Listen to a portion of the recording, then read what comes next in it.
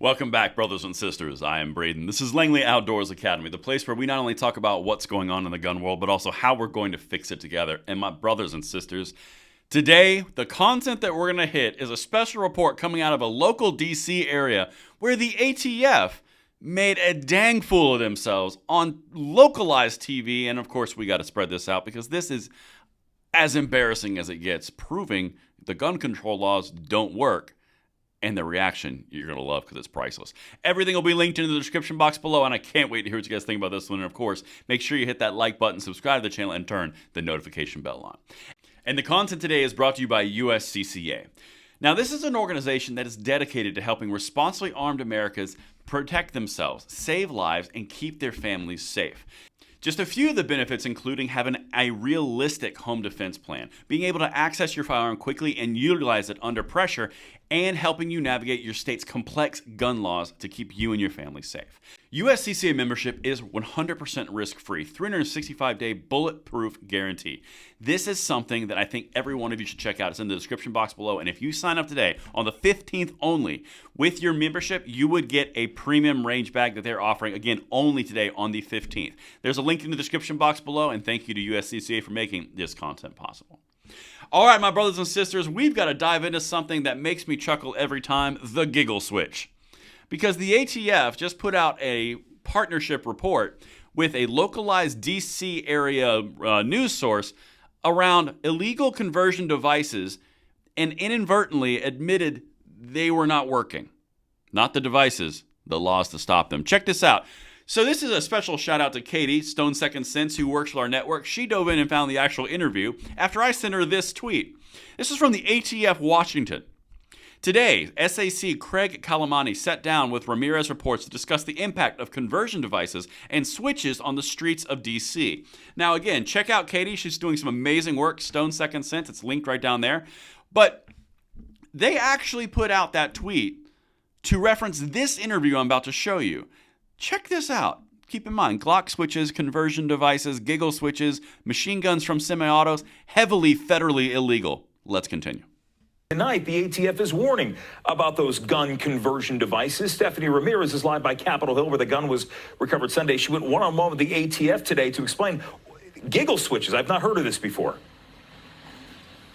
That is one of the nicknames for the ATF, telling us that these gun conversion devices found on the back end of a slide of a handgun, for example, that they are no bigger than this dime. But the damage they can cause is huge. The other nicknames include switches, Glock switches. And it was explained to me, Jim, that what it does is it takes a semi-automatic handgun where you get one round fired for every single pull of the trigger. And it basically converts it to a machine gun where you get one round or one trigger pull and continuous fire. It is a big concern. The ATF showing us a demonstration of this today, and then you'll see me try it out after.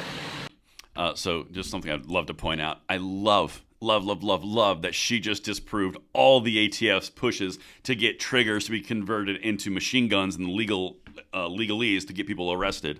Pieces of metal are now machine guns, when she just did the actual definition from the NFA of what a machine gun is and what a machine gun is not on TV.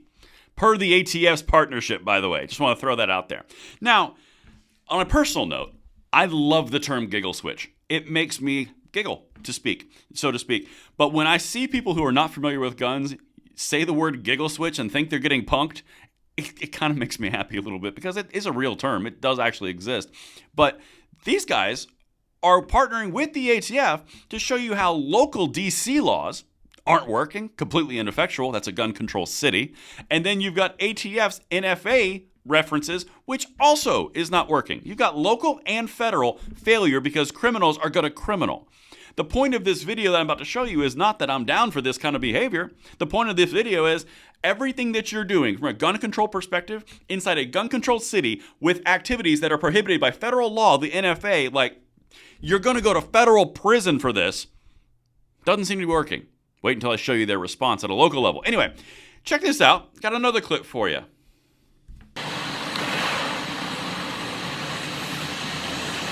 I don't know if you guys saw or see there, but my arms go up. It was hard to control, and I only fired 3 rounds in this.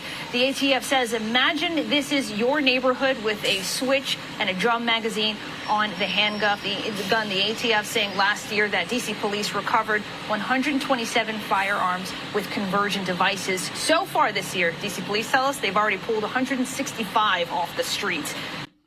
So 165 references of NFA violations, localized violations, extended magazines, which are also illegal in D.C., conversion devices, which are illegal in D.C. How many more ways do you want to prove that the way to deal with this is not the gun itself, it's the criminal itself? How many more ways do you want to disprove all the gun control that's been propagated as the main solution, all the while ignoring the fact that these are all handguns that are being converted into these world-ending devices, not AR-15s? Yet the push is on AR-15s. Do you see the inconsistency here? The level that they're going to say how bad this is disproves all of their gun control push from 1934. The National Firearms Act, by the way.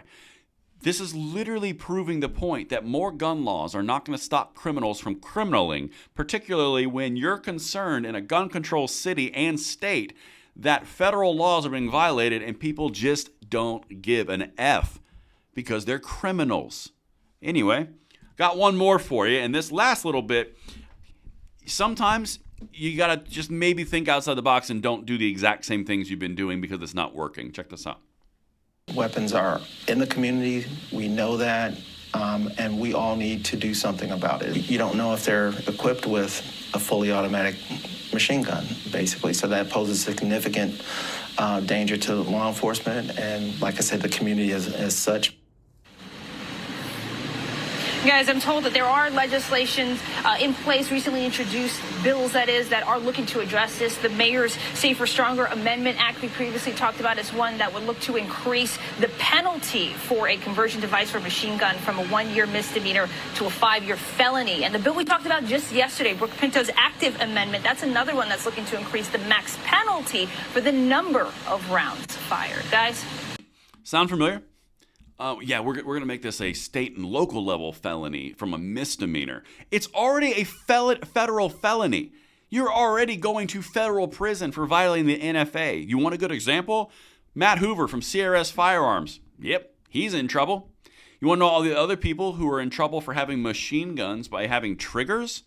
And meanwhile, in D.C., which is a gun control city and state, these people are doing whatever they want to handguns, which is violating the NFA, and all they're going to do is we're going to now have more of a penalty for every single bullet fired. They obviously don't care. Now, I want to bring something else up. The guy in that last clip was saying, they're making these into essentially machine guns. Okay, they're modifying a gun, which is a violation of the NFA. But remember what the 7th Circuit just decided around AR-15s and how because M16s can be modified to go faster and they're like AR-15s, therefore AR bans are constitutional? This is the point. When you go down that road, that Glock that you're seeing here fits that exact same incorrect decision. That's the point. Criminals are modifying something beyond the actual control of the manufacturer, and you can't hold them responsible. This is a criminal problem. And thanks to the ATF for putting this out there in the partnership. And that's what I've got for you guys. Let me know what you think in the comments field below. Make sure you check out Katie's channel just because she supported this. Still support her, and I will see you on the next one. I'm Braden. See you later.